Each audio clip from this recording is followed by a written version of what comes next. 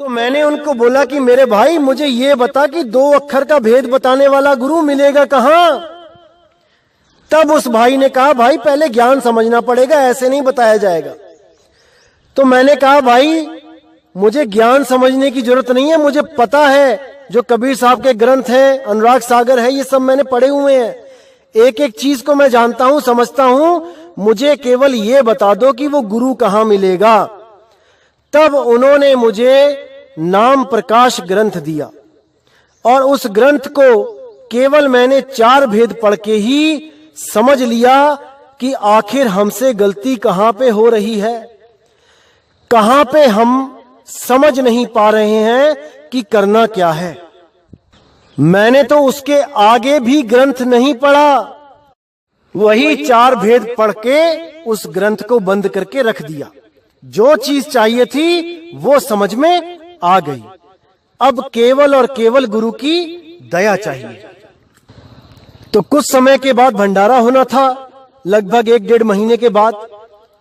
तो मैंने इंतजार किया कि कब भंडारा होगा और कब मैं जाऊंगा, नामदान लूंगा।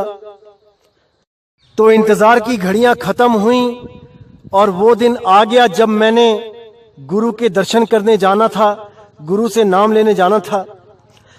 और मैंने मन में पक्का फैसला कर लिया था कि अब मैं लौट के नहीं आऊंगा, अब आश्रम पे ही रह के गुरु की सेवा करूंगा और अपना भजन करूंगा, नाम सिमरन करूंगा।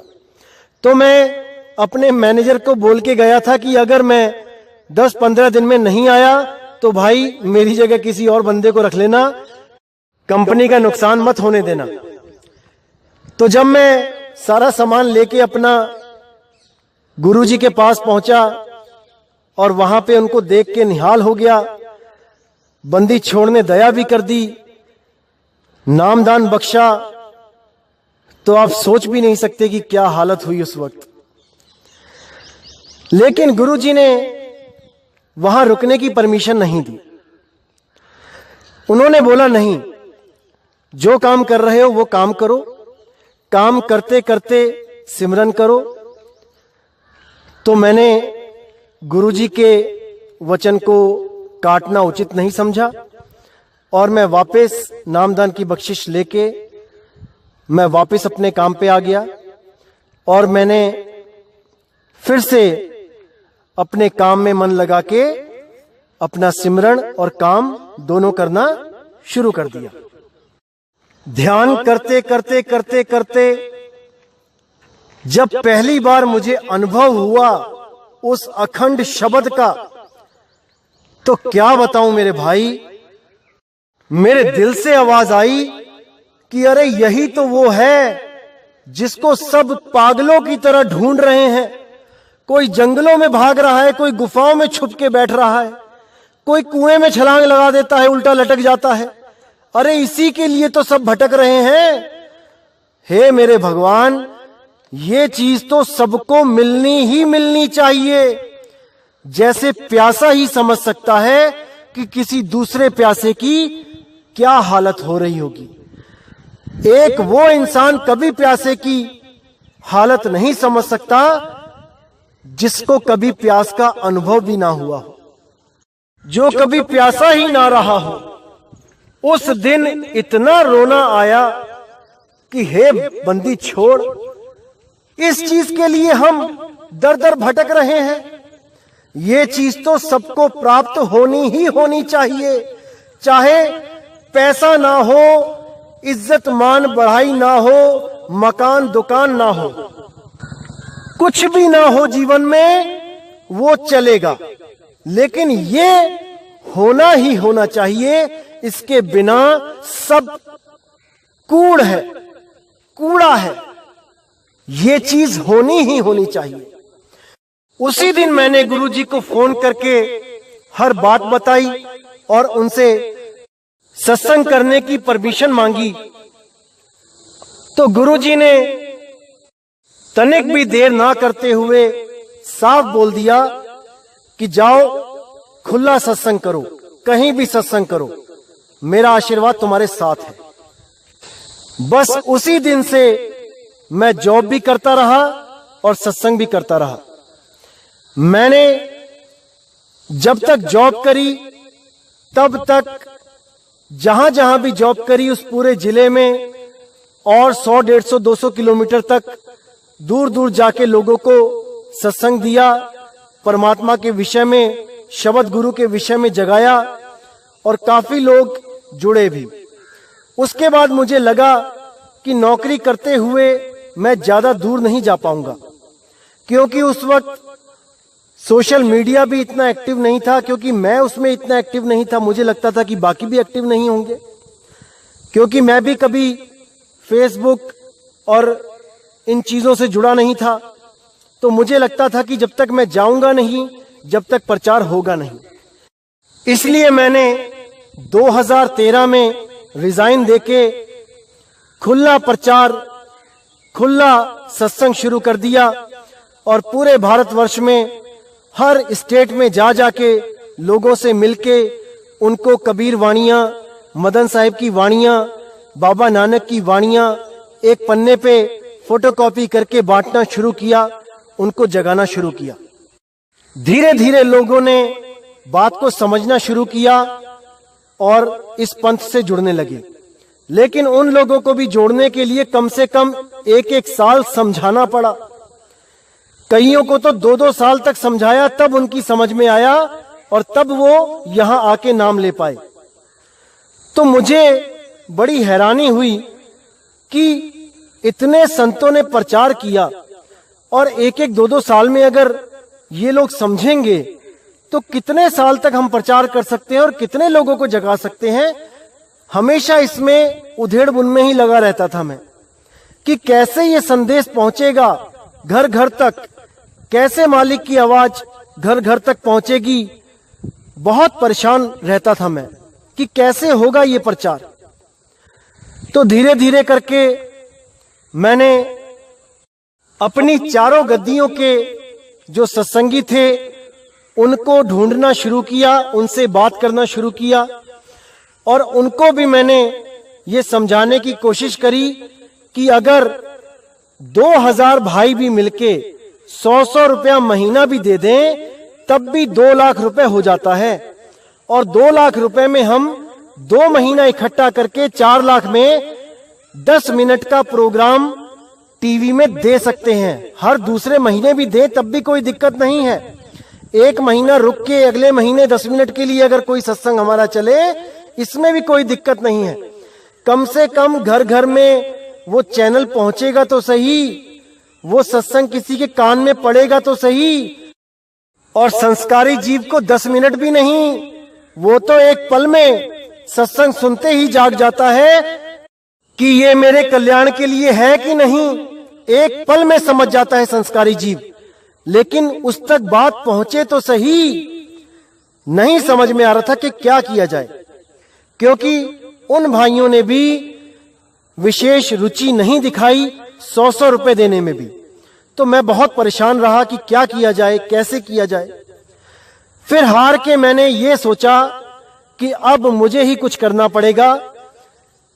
तो मैंने कनाडा जाने का विचार बनाया कि मैं कनाडा जाता हूं और वहां जाके ट्रक ड्राइविंग करूंगा, क्योंकि वहां पर केवल ट्रक ड्राइविंग में ही अच्छे पैसे बन सकते हैं, बाकी नौकरियों के मुकाबले, बाकी किसी लेबर कैटेगरी के मुकाबले। क्योंकि मेरे काफी फ्रेंड्स जो कनाडा गए हैं उन्होंने बताया कि हम यहां पे काफी अच्छे पैसे कमा रहे हैं, हम 2.5 लाख रुपए बचा भी लेते हैं। तो मैंने सोचा कि ये सही रहेगा, किसी से मांगने की जरूरत भी नहीं पड़ेगी और अपनी मेहनत की कमाई से मैं प्रचार भी कर पाऊंगा। इसके चलते मैंने इमिग्रेशन ऑफिस में जा जाके पता किया कि फार्मेसी की डिमांड आई कि नहीं आई जॉब लिस्ट में कनाडा के। लेकिन मालिक को शायद यही मंजूर था कि 2-3 साल वेट करने पर भी फार्मेसी ओआईडी में नहीं आई। अगर फार्मेसी डिमांड में आ जाती तो बड़े आराम से मेरे पॉइंट्स पूरे होते और मुझे कनाडा की पीआर आराम से मिलती और मैं बड़े आराम से जाके वहां पे गुरु की सेवा में लग जाता। लेकिन बंदी छोड़ को जैसा मंजूर वैसा ही होना है। मैंने आइल्स भी किया और मैंने ड्राइविंग लाइसेंस भी बनवा लिया। मैंने बस का लाइसेंस बनवाया और ट्रक का भी बनवाना था, लेकिन जब देखा कि डिमांड नहीं आ रही है तो मैं कुछ दिनों के लिए इंतजार करने लगा और अभी तक डिमांड नहीं आई, इसलिए मैंने आगे ट्रक का नहीं बनवाया। क्योंकि अगर इंडिया से ही लाइसेंस बना के जाते हैं आप हैवी का, तो वहां जाके आपको कुछ बेनिफिट मिल जाता है, कुछ छूट मिल जाती है, क्योंकि वहां लाइसेंस बनाना भी बहुत मुश्किल है, बहुत पैसे लगते हैं। तो इन्हीं सब सोच में दिन गुजरने लगे और ऐसा नहीं था कि मैं किसी पंथ में नहीं गया, किसी कबीर पंथ में मैंने बात नहीं करी प्रचार के लिए कि आओ खुल के कबीर साहब के सही ज्ञान का प्रचार करें। मैंने बहुत से कबीर पंथों में कांटेक्ट भी किया और उनके आश्रमों पे उनसे मिलने भी गया, लेकिन किसी भी भाई ने मेरी बात को समझा ही नहीं, क्योंकि सबके सब अपने गुरुओं के द्वारा चढ़ाए गए रंग में ही रंगे हुए थे। कोई ओम की साधना कर रहा था, कोई सोहम को पकड़ के बैठा था, कोई ओम सोहम सत्य कबीर को पकड़ के बैठा था, कोई 5 नाम रट रहा था, कोई 3 नाम रट रहा था। किसी ने भी मेरी बात पे विचार नहीं किया और अपने अपने गुरु के बताए हुए गलत रास्ते पर ही अटल होके चलते रहे।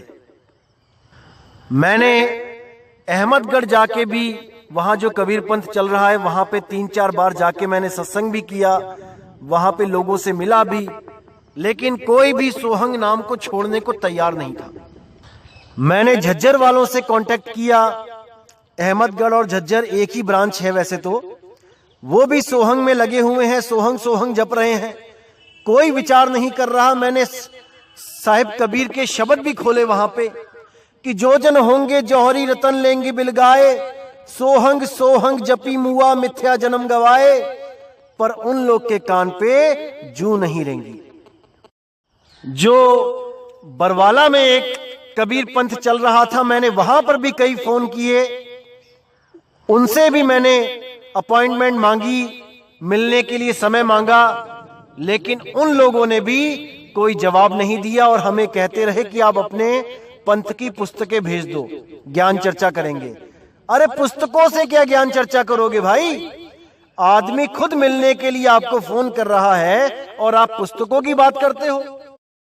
तो वहां पर भी जब कोई बात नहीं बनी तो फिर मैंने यह फैसला लिया कि पूरे भारत में भ्रमण करके जीवों को जगाया जाएगा और जो भी मालिक का विवेकी हंस होगा, पुराना संस्कारी जीव होगा, वो एक पल में ही समझ जाएगा कि इस सत्संग से उसका कल्याण होगा कि नहीं होगा, इस ज्ञान से उसका कल्याण है कि नहीं। उसको ज्यादा देर नहीं लगेगी समझने में। तो इस करके मैंने भारत भ्रमण शुरू किया और पूरे भारत में घूम घूम के लोगों से मिल मिल के उनको इस ज्ञान के अनमोल हीरे, इस ज्ञान के अनमोल रतन बांटने शुरू किए। लेकिन इतना कुछ करने के बाद भी संतुष्टि नहीं हो रही थी, क्योंकि एक आदमी कितने दिन घूमेगा, कितने लोगों से मिलेगा, कितने गांव, कितने शहर कवर करेगा। तो उसी लिए निराशा सी छाती रही कि कैसे प्रचार होगा। तो प्रचार के लिए साम दाम दंड भेद सब कुछ करके देख लिया, लेकिन बात नहीं बन रही थी। समझ ही नहीं आ रहा था कि कैसे घर घर ये ज्ञान पहुंचेगा, कैसे लोगों का कल्याण होगा, कुछ समझ नहीं आ रहा था। इसी बीच कुछ व्हाट्सएप ग्रुप में मुझे कुछ लोगों ने डाला और ज्ञान चर्चा वहां शुरू हो गई। और ज्ञान चर्चा जब शुरू हुई तो वहां पे कुछ नए लोग जो ज्ञान को समझने लगे थे, वो लोग काफी एक्टिव हुए हमारे आश्रम के बारे में जानने के लिए, हमारे मदन साहिब के पंथ को समझने के लिए, जिसमें से कलकत्ता में रहने वाली एक दीदी जिनका नाम वीना जी है, वो भी काफी अच्छी तरह ज्ञान को समझने लगी। जो पहले कई गुरुओं के पास जा चुकी थी, उनको ये ज्ञान बहुत अच्छी तरह समझ में आने लग गया। लेकिन समय के अभाव के कारण मैं ज्यादा बड़े सत्संग उनको नहीं दे पाता था। थोड़ा बहुत बोल के सेंड कर देता था, कभी फोन पे बात हो जाती थी। इस प्रकार वो इस ज्ञान को समझने लगे और उनके साथ और भी कई लोग थे जो इसको समझने लगे। तो कुछ दिनों के बाद, लगभग 2-3 महीने उनके साथ कोई कांटेक्ट नहीं रहा, और 3-4 महीने के बाद उनका मैसेज आया कि नितिन, तू इस सत्संग को सुन, ये जो भाई बोल रहा है ये बहुत ही अच्छा बोलता है और इसका ज्ञान सब गुरुओं के ज्ञान से सर्वश्रेष्ठ है, इसके आगे किसी गुरु का ज्ञान टिक नहीं पाएगा। मैंने कहा बहुत अच्छी बात है, अगर ऐसा कोई भारत में आ गया है बहुत अच्छी बात है, लेकिन ये है कौन, मुझे कुछ बताओ इसके बारे में। तो उन्होंने बोला कि देखो, ये कहता है कि इसका कोई गुरु नहीं है, इसको ज्ञान स्वयं से हुआ है, आत्मा ने इस पे कृपा करी है, ये आत्म कृपा हो गई है इसके ऊपर। मैंने बोला कि भाई, आज तक इस पूरी कायनात में ऐसा कोई नहीं हुआ जिसको बिना गुरु के ज्ञान हो जाए। ये आदमी जरूर झूठ बोल रहा है, या ये डरता है अपने गुरु का नाम लेने से, ये झिझकता है कि लोगों को पता ना चल जाए कि इसका गुरु कौन है, इसको ज्ञान कहां से मिला है। दीदी, आप बिल्कुल विश्वास मत करना, बिना गुरु के ज्ञान हो ही नहीं सकता। तब उन्होंने कहा, अरे तू सुन तो मैंने जब उस भाई के सत्संग सुनने शुरू किए, और जब मैंने पहली बार सुना कि कोई बंदा बोल रहा है कि हमें सतलोक नहीं जाना, हमें अलखलोक नहीं जाना, हमें अनामी लोक नहीं जाना, तो सच मानना भाइयों, मेरे पैरों से भी जमीन निकल गई। मैंने बोला, ऐसा कौन सा गुरु पैदा हो गया भाई जो मूल ज्ञान की बात कर रहा है, जो आत्मज्ञान की बात कर रहा है, और वो भी बिना गुरु के, बिना गुरु धारण किए। ये बात तो कोई कर ही नहीं सकता। ये जरूर कोई ना कोई कपटी इंसान है जो कहीं ना कहीं से ज्ञान चुरा के लाया है। अब मैंने इसकी खोज पड़ताल शुरू करी। मैंने इसकी फोटो, जो ये वीडियो डालता है, उसका स्क्रीनशॉट लेके जब मैंने अपने ग्रुप्स में सेंड करी, जो हमारे गुरु भाइयों के ग्रुप हैं, और मैंने उनको बोला कि पता करो ये कौन है, तब हनुमानगढ़ का मेरा एक सत्संगी भाई है, जिसकी वजह से ये स्वयंभू आत्मज्ञानी मेरे कांटेक्ट में आया था, और लगभग 5-6 महीने इसने 3-3, 4-4 घंटे मुझसे ज्ञान समझा, आत्मज्ञान प्राप्त किया, और गुरुजी से जाके दिल्ली में नामदान भी लिया। जब इसकी पोल खुली तब मुझे इतनी हैरानी हुई इस भाई पे कि अरे मेरे भाई, अगर तुमने ज्ञान ही बांटना है लोगों को, तो ऐसा तो मत करो कि जहां से ज्ञान प्राप्त किया है उनको नीचा दिखा के खुद ऊंचे हो जाओ। अरे गुरु के चरण धोके पिए हैं तुमने वहां पे जहां तुमने नाम लिया गुरु से, और तुम ऐसे कपटी हो कि परमात्मा तुम्हारी शक्ल भी ना दिखाए किसी को। तुम्हारी शक्ल देखते ही 2 जग में चला जाएगा, वो तो तुम्हारी शक्ल देखने वाला तक नरकों में चला जाएगा, क्योंकि तुमने उस पंथ से दगाबाजी करी है जहां से सारा ज्ञान अर्जित किया है। भाई, किताबी ज्ञान तो अर्जित कर लिया, अनुभव ज्ञान तुम्हें सपने में भी नहीं हो सकता। जिस आत्मा की तुम बातें करते हो, सपने में भी नहीं जान सकते उस आत्मा का अनुभव क्या होता है। बातें जितनी मर्जी करते रहो, वाहवाही कितनी भी लूट लो, लेकिन अंत समय में तुम अकेले होगे, अकेले, और तुम्हारे पास कोई विधि नहीं होगी बचने की। याद रखना इस बात को। और आज जिस वाहवाही में तुम ठग रहे हो अपने आप को, वो वाह वाह करने वाले लोग भी तुम्हारा साथ नहीं दे पाएंगे। अकेले ही लड़ना पड़ेगा उस मौत से। याद रखना मेरे भाई। ये मैं उसी आत्मज्ञानी के लिए बोल रहा हूं जिसके बारे में मैं पिछले सत्संगों में कई बार बोल चुका हूं। तो जब उस दीदी ने इस स्वयंभू आत्मज्ञानी की खूब प्रशंसा करी, तो मैंने उनको बोला कि ये स्वयं से ज्ञान नहीं बोल रहा है, इसने ये ज्ञान प्राप्त किया है और हमारे ही पंथ से किया है, मैंने ही इसको सारा समझाया है। तब उनको यकीन नहीं हुआ। फिर मैंने उनको बोला कि इसका मुझे नंबर दे दो, मैं अभी क्लियर कर देता हूं कि ये कौन है और इसको कैसे ज्ञान प्राप्त हुआ है।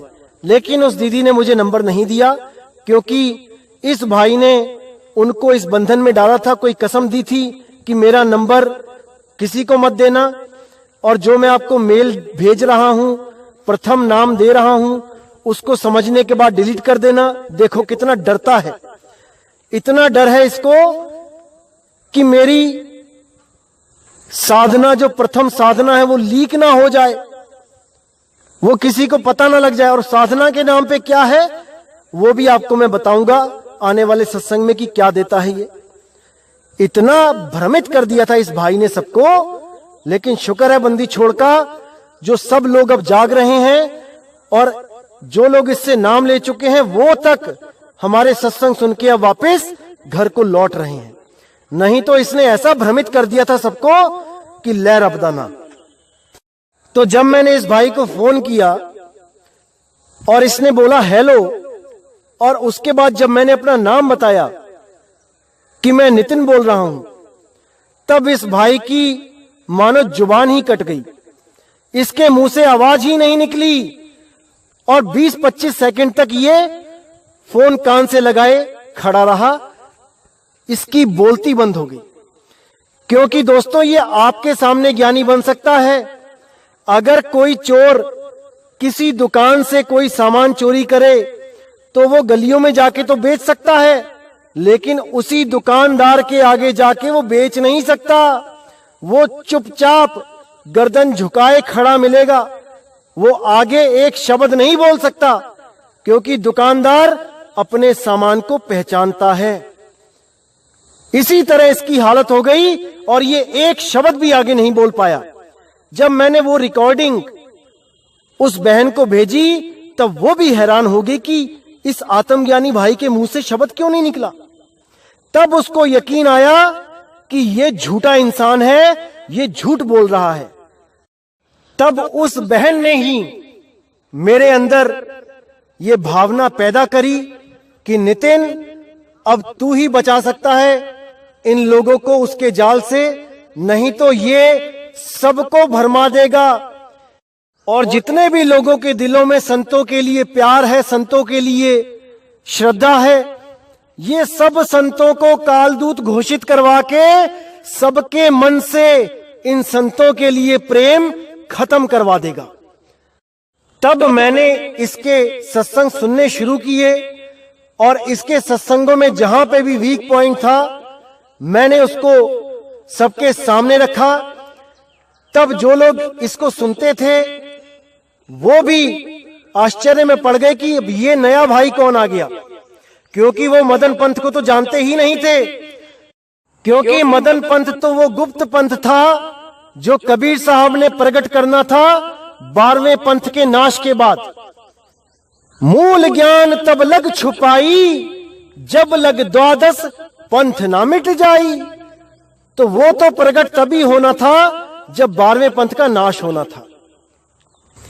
इसलिए बंदी छोड़ ने ये समय चुना जब इस भाई का भी अज्ञान का सफाया करना था और 12वें पंथ का भी सफाया होना था। यही वक्त उन्होंने चुना। और जब मैंने इसके सत्संग सुनने शुरू किए और इसने एक सत्संग में कबीर साहब को भी कालदूत घोषित कर दिया, तब यकीन मानना दोस्तों, मैं अपने दिल का हाल नहीं बता सकता आपको। और उस बंदी छोड़ को पता है कि नितिन अपने लिए कितनी भी गालियां सुन सकता है बिना हाय करे, लेकिन अपने गुरु वैराग साहिब और अपने मालिक कबीर साहब के खिलाफ एक शब्द नहीं सुन सकता। और जिस दिन मैंने इसका सत्संग सुना जिसमें इसने कबीर साहब को काल का दूत घोषित कर दिया, उसी दिन मैंने YouTube चैनल बना दिया और वो दिन 13 अक्टूबर था। मुझे नहीं पता था कि क्या तारीख है, क्या सन है, कुछ नहीं पता था। बस उसी दिन निश्चय कर लिया कि इसके अज्ञान की जड़ें हिला के रख देनी है। और मुझे नहीं पता था कि 12वें पंथ का भी सफाया 11 तारीख को हो चुका है। मैंने ध्यान भी नहीं दिया था, क्योंकि मुझे उन संतों से कोई लेना देना ही नहीं था जो जेलों में जा चुके हैं। मुझे कोई फर्क नहीं पड़ना था कि उनको सजा हुई है कि रिहाई हुई है। मुझे तो बस ये समझ में आ रहा था कि इस काल दूत को सही सबक सिखाना है, जो परमात्मा मालिक बंदी छोड़ कबीर साहब को काल दूत बोल रहा है। बस उसी दिन से मैंने संतों की वाणियों के सही अर्थ रख के, उनकी वाणियों पे गहन विचार आपके सामने रख के सत्संग शुरू किए। और मालिक की ऐसी दया हुई कि वो बहन भी हर चीज समझ गई, जिसकी वजह से ये YouTube चैनल बना है। और हजारों लोग जो 12वें पंथ में भी और कई अलग पंथों में जो भटके हुए थे, वो भी इस ज्ञान को समझते हुए अपने अपने पंथों को छोड़कर इस पंथ में शामिल हो गए। और जिन लोगों का कोई लेना देना ही नहीं था संतों से या कबीर साहब से, जो केवल मूर्ति पूजा कर रहे थे, जो केवल नदियों में स्नान कर रहे थे, जो केवल पत्थरों को पूज रहे थे, वो भी इस ज्ञान को समझकर इसमें जुड़ने के लिए ललायत हो गए। ये सब बंदी छोड़ की दया है, परमात्मा की दया है। तो जैसा कि मुझे नहीं पता था कि 12वां पंथ कब खत्म हो रहा है, और मुझे नहीं पता था कि मैंने कब YouTube चैनल बनाया, और मुझे कभी ध्यान देने की जरूरत भी ना पड़ती कि मैंने किस तारीख को चैनल बनाया या कब 12वें पंथ को खत्म किया गया परमात्मा के द्वारा। मुझे नहीं पता था और ना ही मुझे कभी पता चलता।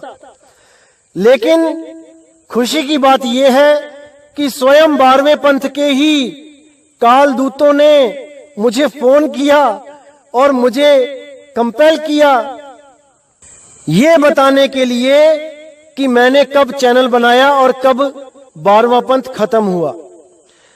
तो मैं भी हैरान हो गया देख के कि 11 तारीख को जो सजा मिली 12वें पंथ के कालदूत को, उसी के अगले 2 दिन बाद हमारा YouTube चैनल बना है। हैरान हो गया मैं। ये बंदी छोड़ की दया होती है। देखो, ये उसके इशारे होते हैं। अब इन इशारों को जो समझ जाता है वो काल जाल से निकल जाता है। इसी प्रकार उन्हीं के द्वारा बताने पे ये वाणी भी सिद्ध हो गई कि मूल ज्ञान तब लग छुपाई, जब लग द्वादश पंथ ना मिट जाई। यानी कि जब तक 1% भी आस रहेगी कि 12वां पंथ अभी नहीं मिटा है, जब तक मूल ज्ञान को उजागर नहीं करना है। अब उम्र कैद हुई है आखिरी सांस तक, तो अब मूल ज्ञान को प्रकट करने का समय आ गया था। इसलिए मालिक की दया से उस पंथ के खत्म होने के साथ ही इस पंथ का उजागर हो गया। ऐसा नहीं है कि यह पंथ चल नहीं रहा था, ये चल रहा था, लेकिन गुप्त तरीके से प्रकट नहीं था ये कहीं भी। अब ये सारी दुनिया के आगे प्रकट हो गया है। जैसे सूरज सुबह को ही उगता है, ये आपका भ्रम है। सूरज होता ही है लेकिन छिपा होता है। सुबह को तो सूरज प्रकट हो जाता है सबके सामने। इसका मतलब ये नहीं कि सूरज सुबह को ही पैदा हुआ है। कई लोगों को भ्रम है कि मदन साहिब का पंथ अब चला है कि पहले से चल रहा है, 13वां पंथ अब शुरू हुआ कि पहले से हुआ है। अरे भाई, वो शुरू पहले से ही है, लेकिन सारी दुनिया के आगे प्रकट अब हुआ है 12वें पंथ खत्म होने के बाद। इसी प्रकार दोस्तों, कई वाणियां ऐसी होती हैं जो बहुत गुप्त होती हैं, जिसमें बहुत भेद होता है। जल्दी नहीं समझ सकता उन वाणियों को कोई भी। इसी तरह एक वाणी और है जो रहस्य बनी हुई थी आज तक, उसको भी क्लियर कर देते हैं। वाणी है 5505 जब कलयुग बीत जाए, महापुरुष फरमान तब जग तारण को आए। अब इस वाणी पे विचार करना है मेरे भाई कि महापुरुष फरमान तब, यानी महापुरुष की तरफ से एक फरमान आएगा, ना कि वो महापुरुष स्वयं इस दुनिया में आ जाएगा। इतना मूर्ख बना दिया इन लोगों ने इस वाणी को रख के। आज आपके सामने ये वाणी क्लियर करता हूं। 5505 जब कलयुग बीत जाए, महापुरुष फरमान तब जग तारण को आए, यानी उस महापुरुष के द्वारा फरमान दिया जाएगा कि वो जग तारने को आएगा।